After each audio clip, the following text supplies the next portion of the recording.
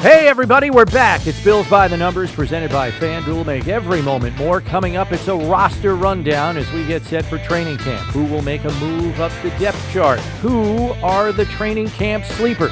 Steve will get quizzed on roster position counts in the numbers game. Let's go camping!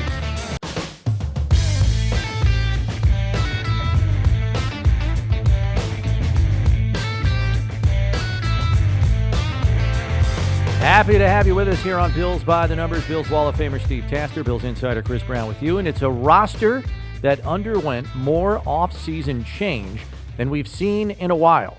And because of that, the Bills have a bit more to figure out between now and roster cutdown day from 90 to 53 on August 27th. So as we take a look at Buffalo's 91-player roster, thanks to international player Travis Clayton, what is most different about this roster than last year's? I think it's got to be player leadership.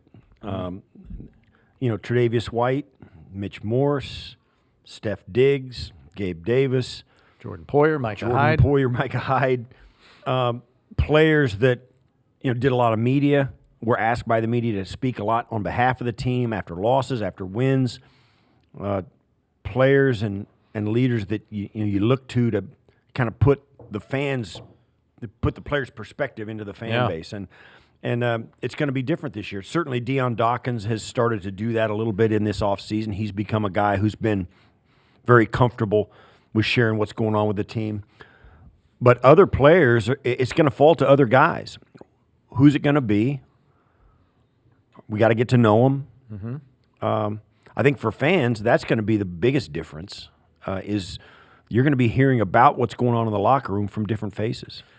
I think leadership's a good answer. I think the other biggest difference is its younger roster, youth. We saw them, the players you mentioned, no longer on the roster. Almost all of those players are on the wrong side of 30. And the core is younger. It's mainly 26 to 28-year-olds. And then taking it a step further, the backup positions and the reserve players on this roster are younger. This was the fifth oldest roster in the league last year. That is not the case anymore, and we'll have to wait until the 53-man rosters are set before they put the stats out for where the Bills rank in terms of average age on this year's roster, but it is appreciably younger, and I think you can argue more athletic. So we'll have to see if that bears itself out once we get to the regular season. As we take a look at these three things, first thing is the position group that is sticking out like a sore thumb. Wide receiver. 4 receivers out, including Stephon Diggs and Gabe Davis. 7 new receivers in for the training camp roster, headlined by top pick Keon Coleman and free agent Curtis Samuel. Give me your top 3 newcomers that you believe, Steve, help fill the void most effectively at that position. Curtis Samuel, Keon Coleman, and I would say probably Mac Hollins. Mac Hollins seems to be a guy, and he strikes me as the guy that is most closely to what Gabe Davis offered off the field. An old guy, an old soul who has some quiet leadership, meshes well with the quarterback, knows how to be a pro, picking up the offense kind of thing. I think those are the top 3 for me. And it's hard to get, when you get by Coleman and Curtis Samuel obviously being the first guy on board after the season ended when free agency started. So you got to kind of put him in there. It's obvious the Bills had their crosshairs on him. And Keon Coleman, obviously the first pick of the second round of the draft. Those next bunch of guys is where it starts to get a little bit opinionated for who you talk to. Well, yeah. And I would list the same 3, Coleman, Samuel, and Hollins. And people might be like, well, what has Hollins done in his career? I think the important thing to remember about Hollins, which in my estimation separates him from some of these other guys on the roster like Claypool and Hamler and Valdez-Scantling, other newcomers, he offers more position versatility. He can do more things. You can line him up outside. You can ask him to block in the run game. And maybe the most important part of what he brings to the table, he is one of those classic glue guys. Yeah. Let's not forget, the receiver position lost 2 captains. Gabe Davis and Stephon Diggs were captains on this football team. They're not even in that room anymore. So they needed an influx of leadership in that position, to your original point at the top of the program. Hollins gives them that in that room specifically, but I think he's a guy that's going to be able to help facilitate the efforts of Deion Dawkins and Josh Allen in bringing that whole offensive unit together. He is a glue guy with a capital G, and so that's why I would also include Hollins in that. Second thing, which coordinator do you believe has to do more to make their side of the ball consistent and effective? Joe Brady or Bobby Babbage? I think it's Bobby Babbage without question. Joe Brady's got a lot of stuff coming back. They had a half a season to ramp it up, and they got Josh Allen. Josh is the great eraser. He's going to erase any shortcomings and problems and mistakes that anybody else makes. Mm-hmm. Bobby Babbage has a ton of new faces, new safeties, defensive line that's been rinsed. With young core, no question, guys who've been here. Certainly they got 4 guys up front that they can depend on with Ed and Daquan, Greg Rousseau, and A.J. Epinesa. They got 4 guys they can plug in and say, hey, we can go. And plus Von Miller, who knows it, and it remains to be seen how productive he'll be. But they got guys up front. But behind them, the depth that they rotate through is going to be all new. And, of course, the secondary with the safeties, with Poyer and Hyde being gone. You've got a high-round draft pick and Cole Bishop coming in. Mike Edwards, who is a proven safety and a veteran NFL player, but new to the system. Oh, yeah, Bob Babbage is neck deep in busy work, getting ready for this camp and getting into it. I think it's Babbage because of the turnover you mentioned and the veterans that you lost on the back end. We know the importance of the safeties in this defensive scheme, and they were a security blanket. Let's be honest. They were a security blanket back there. This is a defense designed not to give up big plays. And with those 2 guys back there, they very rarely did. They were near the top of the league every single year. Now you have to shuffle that deck because they're not here anymore. What does that look like? Who are the guys you're putting in those roles? And then, more importantly, do they have similar strengths to the previous tandem of Poyer and Hyde? Or do you have to completely shift your thinking and play calling something that's going to be decided later down the line, but do you have to call a game differently based on the strengths and weaknesses of those 2 players that are now manning those roles? You may have to call your defense differently based on the guys you have starting for you. And you got to, on offense, you can say, okay, 2 receivers.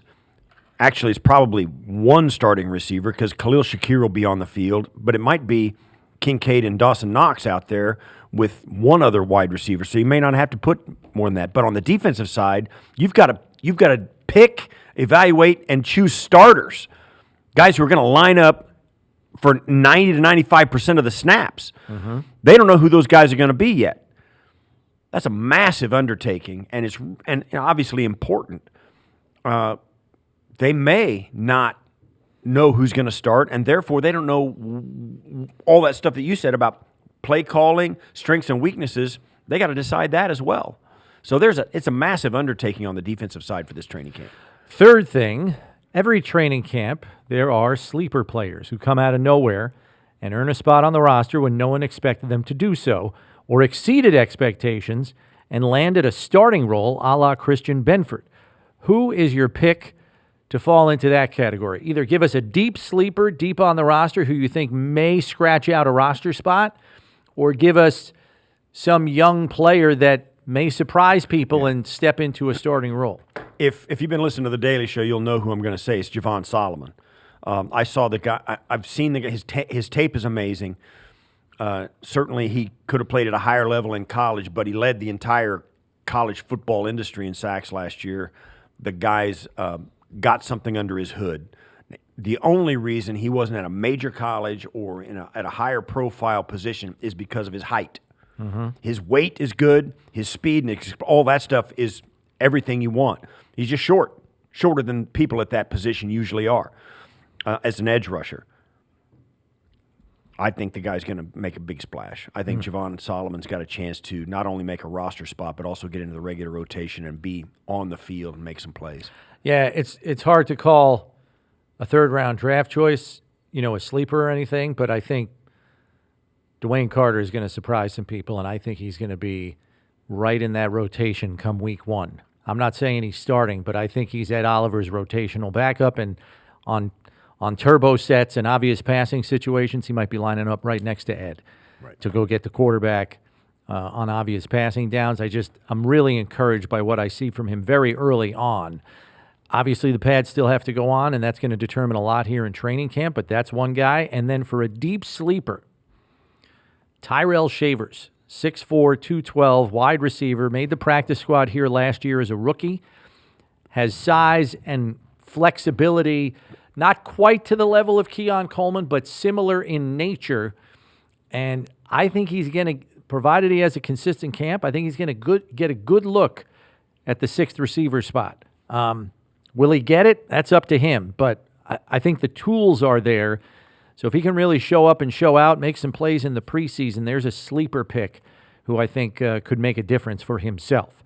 We move ahead to the numbers game, where Steve will be quizzed on roster position counts. Let's get right to it. Question number 1, Steve. And most of these questions are going to deal with the 2023 roster. All right. How many offensive linemen did the Bills keep for their initial 53-man roster in 2023? I think 10. You're close. The answer was 9. Yeah. They kept 10 defensive linemen. Question number 2, can you name them? The 9 offensive linemen from last year's 53-man roster. You can do this. Dawkins. Yep. McGovern. Mm-hmm. Morse. Mm-hmm. Osiris Torrance. Yep. Spencer Brown. Yep.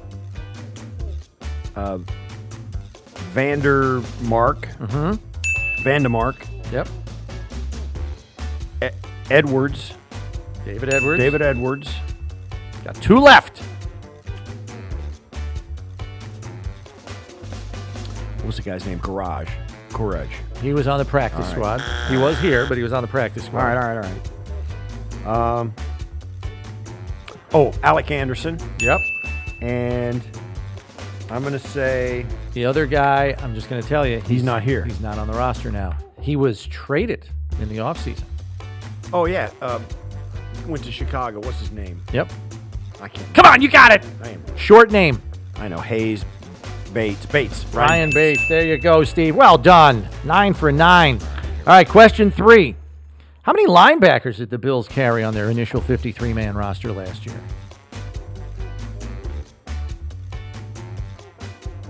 There's a lot. 8. No, it was less than that. Only 6. Oh. Only 6. I'm not going to ask you to name those. Question 4. What player was traded right at roster cutdown time last August?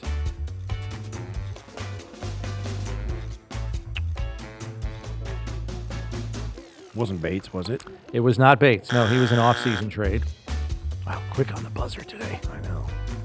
Made coffee. Let me think.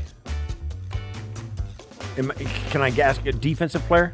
It was a defensive player. Defensive back? No. I'm going to say... They missed using that thing here. I know. Bills by the numbers is on a little we bit of were a on hiatus. in the offseason. I don't know. Who was it? It was Boogie Basham, traded to the Giants, along with a 2025 7th-round pick in exchange for a 6th-round pick. Right. Last question. Have the Bills ever carried 7 receivers on their initial 53-man roster at the end of the preseason in the Sean McDermott era? I say yes, they have. And you would be correct. Do you remember the Yes. last time it happened? It was 2021? It was 2022. You're very close. Those receivers, Stephon Diggs, Gabriel Davis, Isaiah McKenzie, Jamison Crowder, Khalil Shakir, Jake Kumaro, and Marquez Stevenson. Yeah. 7 Marquez. receivers. Could it happen this year? Marquez Maybe. Stevenson was the guy. Yeah, I would never have gotten that. It could. It's probably 6. They'll keep some guys around the practice Yes, squad. that's probably what will happen. But yeah, all right, not bad in the numbers game there, Steve. Bills fans, get in on the action with FanDuel, America's #1 sportsbook. Just download the app today to play any way you want. Plus, with live betting, you'll get updated odds on games that have already started. Best of all, you'll get paid your winnings fast. Make every moment more with FanDuel, official sportsbook partner of the Buffalo Bills. We transition now to our one burning question, and this deals strictly with offensive approach going forward. We've asked a lot of people familiar with Joe Brady's scheme what we can expect from the past to be incorporated into what we witnessed over the second half of last season, in which Buffalo ran the ball 52% of the time and went 6-1 in the process under Brady, with the only loss coming in overtime thanks to a kick of the year from Jake Elliott of 59 yards in a rainstorm on grass. What exactly, Steve, do you anticipate we'll see from Brady's offense? I think you'll see a lot more of the same. I think they'll hand the football off. And I'll say this. I think Joe Brady and Sean McDermott and Josh Allen, they're going to sit down and they're going to dissect the 18 interceptions that Josh threw last year. And Joe Brady's going to make a concerted effort to give him plays where there's a low probability that he's going to have to dump it like that. To throw it. You know how Josh, he tries to throw it down the top. You can remember a lot of the interceptions are deep balls. Particularly in that Week 1 game. They're going to do whatever they can to give Josh easy outlets. There may be a little bit of small ball involved and then go over the top. And, of course, as we know, and we talked about on the Daily Show a lot, in run-neutral downs, which meaning when analytics say you could run or pass and be effective and not, affect your win percentage, with whether you run or pass, they have leaned towards the run a little bit more. I think you're going to see a little bit of that. I think you see more of that, particularly with this offensive line. And so I think that's it. I think you're going to see a little bit more of a short passing game, quick release stuff, and also in run neutral downs, you're going to see a higher percentage of run plays being called. Yeah, I don't know if we're going to see 52% run in terms of play call percentage, but I was going to say it right before you did. The offensive line is the reason why. They proved last year they could capably run the football even when the opponent knows what's coming. The line was that good last year. It's essentially the same because 5 of the top 6 guys are back, presumably, and this is in pencil. David Edwards moves into the left guard spot with McGovern now at center. So those are 5 of your top 6 guys from last year. So off you go. You hit the ground running, and I think the confidence they instilled in the coaching staff that they can capably run the football is an important factor in how Joe Brady is going to utilize the run game. Again, we heard Brady say it in the offseason. This is Josh Allen's offense. It's going to still be built around him, but I think they're going to take a little bit of the load off knowing how effective they were in the run game down the stretch last year. And I'll say this too.